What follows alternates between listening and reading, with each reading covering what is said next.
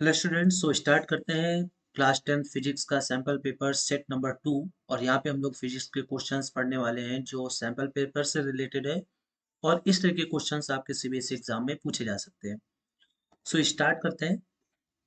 देखिए, पहला क्वेश्चन है कि electrical resistivity of a given metallic wire depends upon. कह रहे हैं जो रेजिस्टिविटी होती है, ठीक है, जो रेजिस्टिविटी होती है ये किस चीज पे डिपेंड करती है। तो आपको समझना पड़ेगा कि रेजिस्टिविटी और रेजिस्टेंस में क्या अंतर होता है। जो रेजिस्टेंस होता है ये प्रोपोर्शनल टू एल होता है, यानी लेंथ पे डिपेंड करता है। रेजिस्टेंस जो है ये inversely proportional to cross sectional area होता है। और जो रेजिस्टेंस है ये रेजिस्टिविटी के भी प्रोपोर्शनल रहता है। बट रेजिस्टिविटी जो है ये वायर के फिजिकल ओवरव्यू पे डिपेंड नहीं करती है, मतलब ये लेंथ पे डिपेंड नहीं करती, ये एरिया ऑफ क्रॉस सेक्शन पे डिपेंड नहीं करती। तो ये डिपेंड किस पे करती है? ये डिपेंड करती है टेम्परेचर पर और नेचर ऑफ द मटेरियल पर। नेचर ऑफ मटेरियल मतलब वायर किस चीज से बना है इस पर डिपेंड करता है। तो यहाँ पे हमारा आंसर हो जाएगा नेचर ऑफ द मटेरियल, यानी ऑप्शन नंबर डी। बढ़ते हैं नेक्स्ट क्वेश्चन पर। देखिए, in this arrangement shown in figure, ये अरेंजमेंट दिया गया है और जिसमें दो कॉइल्स को इस तरीके से बाउंड किया गया है। फिर आगे इसमें कहा गया है कि initially the key is not inserted, ये की ऑन नहीं था। Then the key is inserted and later removed. देखिए, पहले यहाँ पे इंसर्ट किया गया है, उसके बाद इसको रिमूव कर दिया गया। मतलब ऐसे कह सकते हैं कि फर्स्ट केस में इसको ऑन किया गया है और सेकंड केस में इसको ऑफ किया गया है। अब यहाँ पे बात ध्यान से समझिएगा। देखिए, जब इसको ऑन किया जाएगा तो सिंपल सी बात है, इसमें से इस तरीके से फ्लक्स बनना स्टार्ट हो जाएंगे और ये जो फ्लक्स हैं इस सेकंड कॉइल से भी पास होना शुरू हो जाएंगे। यानी हम कह सकते हैं कि पहले फ्लक्स जीरो था, लेकिन जैसे ही ऑन होगा तो इस फ्लक्स की वैल्यू कुछ होगी। दैट मीन्स यहाँ पे फ्लक्स चेंज हो रहा है। यहाँ पे क्या हो रहा है? फ्लक्स चेंज हो रहा है। अगर फ्लक्स चेंज होगा तो बताइए इस गैल्वेनोमीटर में डिफ्लेक्शन होगा, यानी for some time current flow होगी। लेकिन फिर जैसे ही ऑफ करेंगे तो आप समझिए कि फिर से यहाँ पे फ्लक्स चेंज होगा। क्यों? क्योंकि अभी यहाँ पे कोई कुछ फ्लक्स था और जैसे ही इसकी की ऑफ करेंगे तो बताइए फ्लक्स फिर से जीरो हो जाएगा। तो यानी ऑन और ऑफ दोनों टाइम पे यहाँ पे फ्लक्स जनरेट हुआ है, फ्लक्स चेंज हुआ है। और फ्लक्स चेंज हुआ है, बट पहले क्या था? फ्लक्स बढ़ा था। दोबारा क्या था? फ्लक्स घट रहा है, डिक्रीज हो रहा है। तो उस केस में पहले अगर एक साइड डिफ्लेक्शन होगा तो दोबारा दूसरी साइड डिफ्लेक्शन होगा। तो चलिए ऑप्शन पढ़ते हैं। The deflection in the galvanometer remains zero, बिल्कुल गलत। There is a momentary deflection in the galvanometer but it dies out shortly and there is no effect when the key is removed. देखिए, ये भी गलत है। इतनी बात सही लिखी थी, लेकिन यहाँ पे लास्ट वाले केस में इन्होंने कहा अगर की को रिमूव कर दिया जाएगा तो कोई भी फर्क नहीं पड़ेगा, ऐसा नहीं होगा। They are momentary galvanometer deflection that die out shortly, the deflection are in the same direction. फिर कहा गया है कि there are momentary galvanometer deflection that die out shortly but the deflection are in opposite direction. तो ये D option हमारे लिए सही हो जाएगा। क्यों? क्योंकि अभी हमने कहा कि एक बार क्या होगा? फ्लक्स बढ़ रहा होगा, दूसरी बार फ्लक्स क्या होगा? घट रहा होगा। तो अगर एक बार अगर ये क्लॉकवाइज डिफ्लेक्शन हो रहा है तो दूसरी बार एंटी क्लॉकवाइज डिफ्लेक्शन होगा, बट वेरी शॉर्ट टाइम। क्योंकि ये डिफ्लेक्शन तभी तक पॉसिबल होता है जब तक फ्लक्स चेंज होता रहता है, और फ्लक्स चेंज जो यहाँ पर होगा बहुत ही शॉर्ट टाइम के लिए होगा। सो बढ़ते हैं नेक्स्ट क्वेश्चन पर। कह रहे हैं कि बताइए इसमें सीरीज का प्रॉपर कॉम्बिनेशन कौन सा है ताकि हमें मैक्सिमम पोटेंशियल मिल सके। तो अब समझिएगा ध्यान से। देखिए, यहाँ पे ये प्लस माइनस फिर plus minus plus minus plus minus, okay done, कोई दिक्कत नहीं है। यहाँ पे भी देखिए, कुल मिला के यहाँ पे चार सेल आपस में सीरीज में कनेक्ट है। इसकी बात करें तो देखिए, ये यहाँ पे देखिए माइनस के बाद फिर माइनस आ गया तो ये इमेज गलत है। यहाँ पे भी देखिए माइनस के बाद फिर माइनस आ गया, ये भी इमेज गलत है। यहाँ पे भी देखिए माइनस के बाद फिर से माइनस आ गया तो ये भी इमेज गलत है। मतलब ऐसा होना चाहिए था कि एक प्लस दूसरे के माइनस से, फिर प्लस माइनस से, फिर प्लस माइनस से, ऐसा होना चाहिए था। इससे कोई फर्क नहीं पड़ता कि ये लाइन ड्रॉ है कि नहीं है। लाइन नहीं भी ड्रॉ है तो भी हम इसको मान सकते हैं कि ये पूरा कंबाइंड सेल है। बट यहाँ पे ये दिक्कत कर रहा है, यहाँ पर ये चीज कि माइनस माइनस आपस में ऐड हुआ है। यही चीज यहाँ पर भी माइनस माइनस कनेक्ट हुआ और यही चीज यहाँ पर भी माइनस माइनस कनेक्ट हुआ। तो इसका मतलब हमारे लिए ऑप्शन नंबर ए सही हो जाएगा। क्लियर है? बढ़ते हैं नेक्स्ट क्वेश्चन पर। Which of the following factors affect strength of force experience by a current carrying conductor in a uniform magnetic. ध्यान रखिएगा। देखिए, जो फोर्स होता है करंट कैरिंग कंडक्टर जो एक्सपीरियंस करता है, ये प्रोपोर्शनल टू आई होता है। मतलब करंट जितनी ज्यादा होगी फोर्स उतना ज्यादा उसको एक्सपीरियंस करना पड़ेगा। ये प्रोपोर्शनल टू बी होता है, मतलब जितना पावरफुल मैग्नेटिक फील्ड में रखेंगे उतना ज्यादा उसको फोर्स लगेगा। और एफ प्रोपोर्शनल टू एल भी होता है, यानी उस रॉड की उस कंडक्टर की जितनी ज्यादा लेंथ होगी उतना ज्यादा उसको फोर्स एक्सपीरियंस करना होगा। And also F proportional to sine theta. ठीक है। कुल मिला के यहाँ पे जो फार्मूला आता है वो आता है आई बी एल साइन थीटा। तो बताइए यहाँ पे हम कह सकते हैं करंट पे डिपेंड करता है, मैग्नेटिक फील्ड पे डिपेंड करता है और लेंथ पे डिपेंड करता है। तो मैग्नेटिक फील्ड, इसमें क्या कहा गया है कि कौन कौन से फैक्टर इसको अफेक्ट कर सकते हैं। तो बताइए मैग्नेटिक फील्ड स्ट्रेंथ बिल्कुल सही है, मैग्नीट्यूड ऑफ करंट आई बिल्कुल सही है, length of the conductor with in the field ये भी सही है। तो हमारा ऑप्शन हो जाएगा ऑल ऑफ द एबव। बढ़ते हैं नेक्स्ट क्वेश्चन पर। एसर्शन रीजन दिया गया है, देखिए ये टॉपिक भी इंपॉर्टेंट है और एग्जाम्स में लगातार पूछा जा रहा है। क्या कह रहे हैं, एक current carrying conductor experiences a force in a magnetic field. आप कह रहे हैं कि बताइए कि करंट कैरिंग कंडक्टर एक्सपीरियंस करता है फोर्स कब, जब उसको मैग्नेटिक फील्ड में रखा जाता है। तो अभी आपको बताया गया कि किन किन चीजों पे ये फोर्स डिपेंड करता है। The force acting on the current carrying conductor in a magnetic field is due to interaction between magnetic field produced by the current carrying conductor and external field. बिल्कुल सही है। और ये चीज इसको एक्सप्लेन भी करा है, समझिएगा ध्यान से। देखिए यहाँ पे हम बात करते हैं छोटे से चार्ज की। देखिए चार्ज जो है ये क्या करता है, इलेक्ट्रिक फील्ड प्रोड्यूस करता है अगर वो रेस्ट में है। अगर वो रेस्ट चार्ज है तो उस केस में वो इलेक्ट्रिक फील्ड प्रोड्यूस करता है। दैट मीन्स अगर हम किसी चार्ज को इलेक्ट्रिक फील्ड में रखेंगे तो वो फोर्स को एक्सपीरियंस करेगा। क्यों? क्योंकि वो खुद भी एक इलेक्ट्रिक फील्ड प्रोड्यूस कर रहा है, तो उसका इलेक्ट्रिक फील्ड और एक्सटर्नल इलेक्ट्रिक फील्ड आपस में इंटरेक्ट होते हैं। लेकिन जब कोई मूविंग चार्ज होता है, ठीक है, बहुत ध्यान से समझिएगा, जब कोई मूविंग चार्ज होता है तो उस केस में क्या होता है, वो इलेक्ट्रिक फील्ड तो जनरेट करता ही करता है, साथ ही साथ मैग्नेटिक फील्ड भी जनरेट करता है। दैट मीन्स अगर कोई चार्ज मैग्नेटिक फील्ड में मूव करेगा तो चूंकि वो खुद का एक मैग्नेटिक फील्ड प्रोड्यूस कर रहा है, तो वो एक्सटर्नल मैग्नेटिक फील्ड के साथ इंटरेक्ट करने लगेगा, जिसकी वजह से उस पर फोर्स लगने लगेगा। तो इसका मतलब ये हुआ कि यहाँ पर एसर्शन भी सही है, रीजन भी सही है और उसका एक्सप्लेनेशन भी है। तो हमारे लिए ऑप्शन हो जाएगा ए। ठीक है। करंट कैरिंग कंडक्टर में फोर्स इसलिए लगता है क्योंकि एक करंट कैरिंग कंडक्टर भी खुद का मैग्नेटिक फील्ड प्रोड्यूस करता है। आई होप आपको ये समझ में आ गया होगा। वीडियो अच्छा लग रहा हो तो दोस्तों के साथ शेयर जरूर कीजिएगा। It's a very crucial time, मतलब आपको अच्छे से मेहनत करनी है। अगला क्वेश्चन देखिए क्या कहा गया है। A person is not able to see distinctly the objects where placed beyond 90 centimetre. मतलब इसमें ये कहा गया है कि अगर कोई ऑब्जेक्ट 90 सेंटीमीटर से दूर रखा हुआ है तो वो उसको नहीं देख पाता है। Given reason identify defect in his eye. बताइए 90 सेंटीमीटर से दूर का नहीं देख पाया, यानी 90 सेंटीमीटर जो है ये इसका फार पॉइंट है। और जब कोई आदमी दूर की चीजें नहीं देख पाता है तो उसको हम बोलते हैं कि उसको मायोपिया है। क्या है? मायोपिया है। यानी मायोपिया में व्यक्ति नजदीक की चीजें देख लेता है, दूर की चीजें नहीं देख पाता है। तो जो डिफेक्ट है वो क्या, reason to identify the defect, तो यहाँ पे क्या हो जाएगा, क्योंकि वो दूर की चीजें नहीं देख पा रहा है तो इसलिए उसको क्या है, मायोपिया है। Okay. Determine the nature of lens use to correct this effect. बताइए मायोपिया में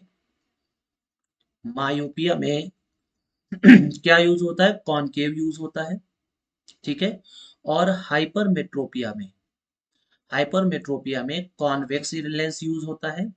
उसके बाद प्रेस बायोपिया में क्या यूज होता है, बाईफोकल लेंथ यूज होता है। बाईफोकल लेंथ यूज होता है। ठीक है। अब अगला क्वेश्चन इसमें और करके ही दिया हुआ है, मतलब आप चाहे तो ये सॉल्व कर लें या फिर ये सॉल्व कर लें। दिया हुआ है कि a star appears on horizon, what is the true position of the star. मतलब एक जो स्टार है वो होराइजन में दिख रहा है तो उसकी ट्रू पोजीशन क्या हो सकती है, and explain with the help of level diagram.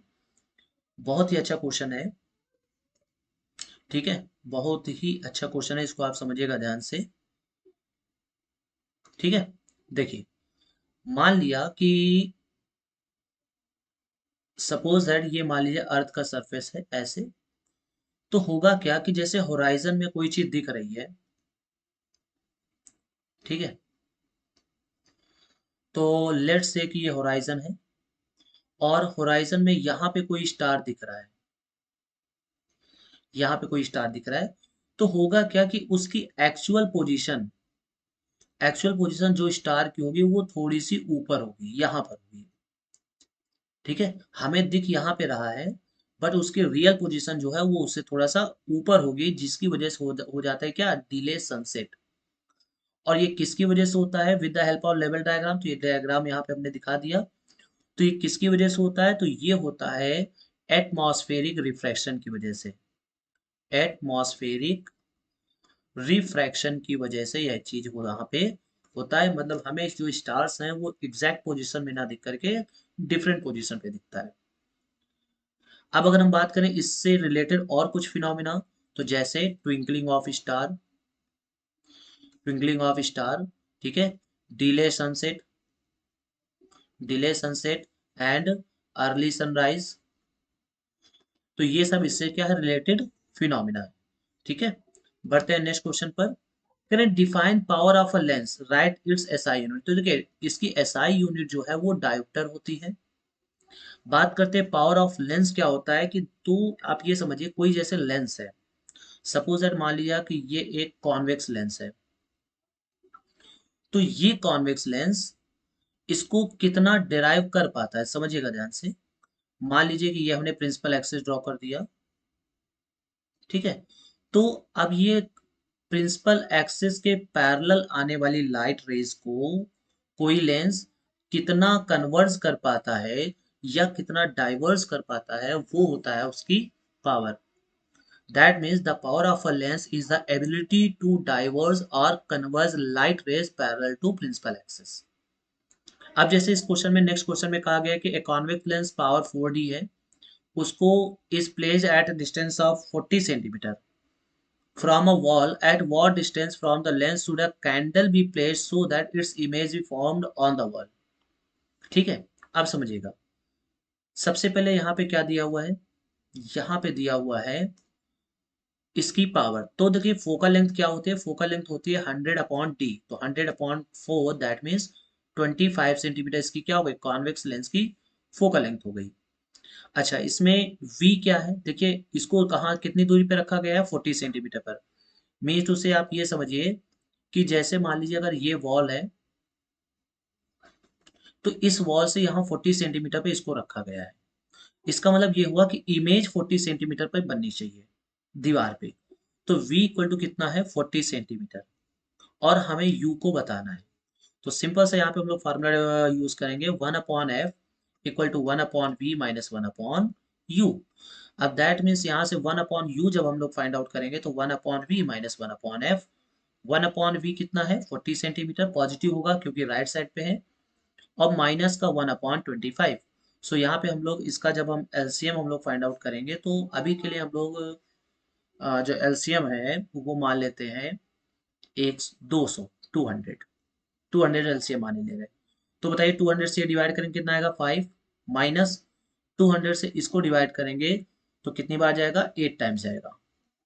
That means u equal to आ गया माइनस का 200/3 सेंटीमीटर, मतलब इतनी दूरी पे हमें ऑब्जेक्ट को रखना पड़ेगा। क्लियर है, इतनी दूरी पे हमें यहाँ पे ऑब्जेक्ट को रखना पड़ेगा। आगे बात समझ में। अब यहाँ पे आप ये दिमाग मत लगाइएगा कि 40 है तो 40 पे रख दे, क्योंकि ये 2f नहीं है, ठीक है, f कितना है, 25 सेंटीमीटर है। क्लियर हो गई बात, इसका 200 एलसीएम समझ में आया। सो बढ़ते हैं नेक्स्ट क्वेश्चन पर। अगला क्वेश्चन देखिए बहुत ही अच्छा क्वेश्चन है। कह रहे for the combination of register as shown in figure this, find the equivalent resistance between m and n। तो देखिए m और n के बीच में हमें इक्विवेलेंट रेजिस्टेंस बताना है। क्लियर है, तो बताइए यहाँ पे ये दोनों कैसे होंगे, R1 और R2। सो हम ये कह सकते हैं कि R1 एंड R2 जो है वो आर इन सीरीज। तो इसका इक्विवेलेंट रेजिस्टेंस क्या हो जाएगा, R1 प्लस R2। ठीक है, अब ये जो R2 और R3 और R4 है, ये कैसे होंगे, पैरेलल में। तो R3 एंड R4 कैसे हैं, आर इन पैरेलल। अब अगर पैरेलल में है तो बताइए इनका इक्विवेलेंट रेजिस्टेंस क्या होगा, तो वो होगा R3 R4 upon R3 plus R4। ये हो जाएगा इनका इक्विवेलेंट रेजिस्टेंस। अब ये वाली वैल्यू और ये वाली वैल्यू कैसे हो जाएंगे, सीरीज में। यानी जो इक्विवेलेंट रेजिस्टेंस आएगा वो आ जाएगा R1 plus R2 plus R3 R4 upon R3 plus R4। ये हो जाएगा इसका आंसर। ठीक है, बाकी इसको सॉल्व करने की जरूरत नहीं है, इसी को हम लोग आंसर वहां पर लिख सकते हैं। State joules law of heating. Joules law of heating क्या होता है कि when current flows through a wire, it produces heat which is directly proportional to the square of the current, directly proportional to the resistance of the wire, and directly proportional to the time up to which current flows in the wire। ठीक है, तो ये होता है joules law of heating. अब देखिए अगला question कहा गया कि why we need 5 ampere fuse for electric iron which consumes this kilowatt power at this. तो सबसे पहले क्या करेंगे, यहां से हम लोग आई निकालेंगे। तो आई यहाँ पे कितना आएगा, 1 किलोवाट, दैट मीन्स 1000 वाट, और अपॉन में 220। ठीक है, क्योंकि P इक्वल्स होता है वी आई। अब P इक्वल टू वी आई होता है तो इसका मतलब आई इक्वल टू क्या हो जाएगा, आई इक्वल टू आ जाएगा P अपॉन वी। सो इससे कैंसिल आउट। तो यहाँ पे हम कह सकते हैं 4 पॉइंट समथिंग यहाँ पे वैल्यू आएगी एम्पियर की। इसका मतलब ये हुआ कि 4 पॉइंट समथिंग एम्पियर की करंट फ्लो हो रही है। सो हम यहाँ पर फ्यूज जो यूज करेंगे वो इससे ज्यादा रेटिंग का ही यूज करेंगे, यानी हम लोग 5 एम्पियर का यहाँ पर यूज करेंगे। अब यहाँ पे बात है कि हम 5 एम्पियर का ही क्यों यूज करेंगे, जबकि यहाँ पे 4 पॉइंट समथिंग रीडिंग आ रही है, फिर भी हम 5 एम्पियर का क्यों यूज करेंगे। तो ऐसा इसलिए क्योंकि करंट के लगातार फ्लो होने से उसका टेम्परेचर जो है वो बढ़ जाता है, जिससे रेजिस्टेंस बढ़ जाता है, और रेजिस्टेंस बढ़ेगा तो एच भी क्या हो जाएगा, बढ़ जाएगा। तो इन दैट केस करंट ज्यादा न होने पर भी फ्यूज उड़ सकता है या फ्यूज ब्लो हो सकता है। अब आगे देखिए लिखा हुआ कि why is it inappreciable to connect a electric bulb and electric heater in series. देखिए इसमें कहा गया कि इलेक्ट्रिक बल्ब और इलेक्ट्रिक हीटर को सीरीज में कनेक्ट करना क्यों इनएप्रिसिएबल माना जाता है। ठीक है, इनप्रैक्टिकेबल। इनप्रैक्टिकेबल मीन्स इस ऐसा क्यों माना जाता है कि आप हीटर से बल्ब को सीरीज में कनेक्ट करना कोई बहुत प्रैक्टिकली सही नहीं है। तो ऐसा इसलिए क्योंकि हमें पता है कि जो पावर ऑफ बल्ब है it is much less than power of heater. यानी हीटर के का चाहे अब इसका रेजिस्टेंस आप मान लो या फिर आप पावर मान लो, ये कह सकते हैं कि जो बल्ब का पावर होता है, पावर बल्ब कितना होता है 100 वाट का, जबकि हीटर जो होता है वो 2000 वाट का भी हो सकता है। तो यहाँ पर जो बल्ब का जो पावर है वो हीटर के पावर से बहुत कम है, इसलिए ये इनप्रैक्टिकेबल है। क्लियर हो गई बात। बढ़ते हैं नेक्स्ट क्वेश्चन पर। अगला क्वेश्चन देखिए, पैराग्राफ रिलेटेड है कि एक कॉन्केव मिरर है जिसकी इमेज जो है वो thrice in its size on screen, और magnification of mirror gives information, जो ये सब पूरा दिया हुआ है। सबसे पहला क्वेश्चन पूछा गया है describe the nature of image form. ठीक है, तो देखिए यहाँ पे कहा गया है कि जो इमेज है वो थ्राइस बन रही है। ठीक है, sign of magnification by mirror gives the information nature of image produced by it. देखिए यहाँ पे ये बिल्कुल नहीं कहा गया है कि ये जो थ्राइस है यानी m = 3 है, इसमें ये नहीं कहा गया है कि पॉजिटिव है कि निगेटिव है, तो यहाँ पे हम इसको पॉजिटिव कंसिडर करेंगे। तो पहला क्वेश्चन कहा गया कि describe the nature of image, चूंकि ये पॉजिटिव है तो इसकी इमेज जो होगी वो वर्चुअल होगी। If the object distance x distance from the pole of the mirror, then find the image distance from the pole। ठीक है, अगर x डिस्टेंस ऑब्जेक्ट की हो तो इमेज डिस्टेंस क्या होगी। तो हमें पता है कि m = क्या होता है, m = होता है माइनस का v अपॉन u। ये किसके लिए, मिरर के लिए। और u कितना है, अच्छा यहाँ पे कितना कह रहे हैं, 3 कह रहे हैं। अभी हम यहाँ पे +3 कंसिडर करें, आप -3 भी कंसिडर कर सकते हैं। तो v इक्वल टू क्या आ जाएगा, v इक्वल टू आ जाएगा माइनस का 3u, और u की जगह पे क्या है x, तो यहाँ से v इक्वल टू आ जाएगा प्लस का 3x। क्यों, क्योंकि आप x की जगह पे u के जगह पर -x कंसिडर करेंगे। ठीक है, फिर कह रहे हैं कि if the radius of curvature of the mirror is r, then write the relation between distance object distance, image distance and focal length of the mirror.